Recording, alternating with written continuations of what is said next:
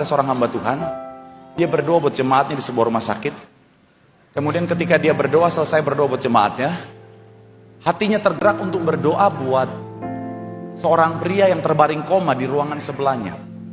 Jadi hatinya tergerak untuk berdoa untuk seorang pria yang sedang koma di ruangan sebelahnya. Dan hamba Tuhan ini minta izin, pendeta ini izin kepada suster dan juga keluarga.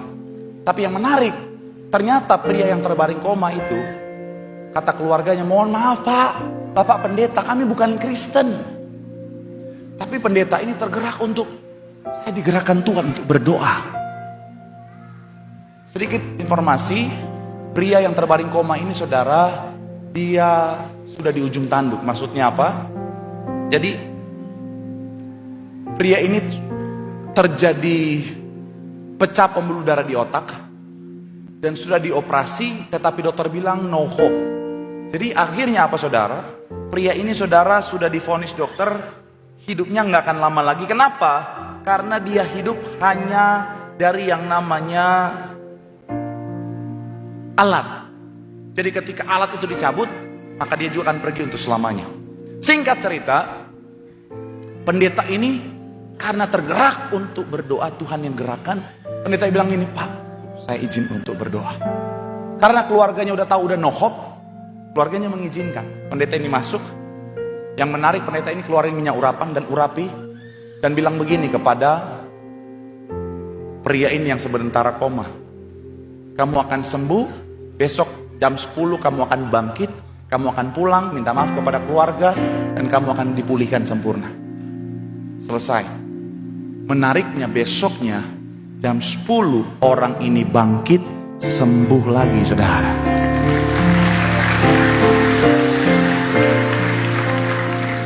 Tapi keluarganya itu mau senang, tapi mereka juga takut. Karena kata dokter, kalau orang sudah kritis, ada fase namanya secara medis terminal lucidity. Terminal lucidity itu saudara, orang yang sudah kritis, dia akan kembali peningkatan kesadaran dan fungsi mental yang signifikan sebelum akhirnya menjelang kematiannya. Jadi ini satu sinyal dari tubuh yang menyerah untuk terus berjuang dan akhirnya memberikan kesempatan untuk apa saudara? Untuk bisa kembali pulih, tapi biasanya hanya bertahan beberapa jam, bahkan hingga beberapa hari sebelum sekali lagi kematiannya. Itu yang statement dokter. Jadi ketika mereka lihat, mereka mau senang tapi mereka takut karena kata dokter itu bisa terjadi. Tapi yang menarik begini saudara, si pria yang koma ini saudara, hari pertama dia sehat, hari kedua dia masih sehat, hari ketiga makin pulih, sampai hari kelima dia sehat dan dinyatakan boleh pulang saudara.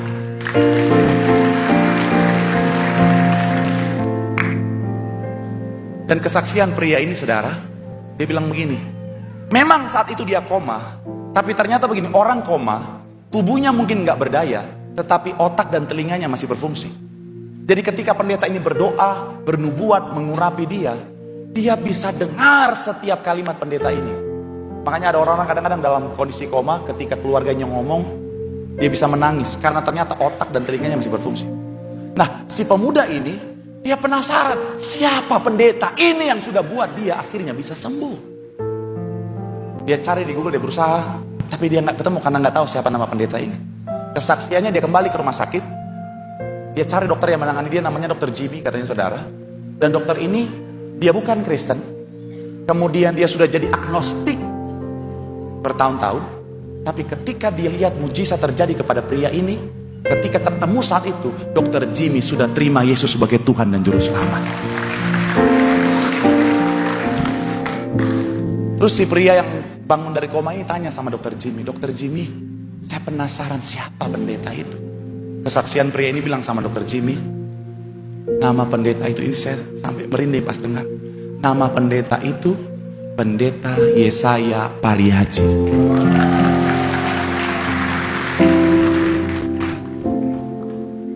Dia googling, oh pendeta Yesaya Pariaji ada pelayanan di Balai Sarbini. Dia datang di Balai Sarbini, dia lihat orang begitu ramenya luar biasa.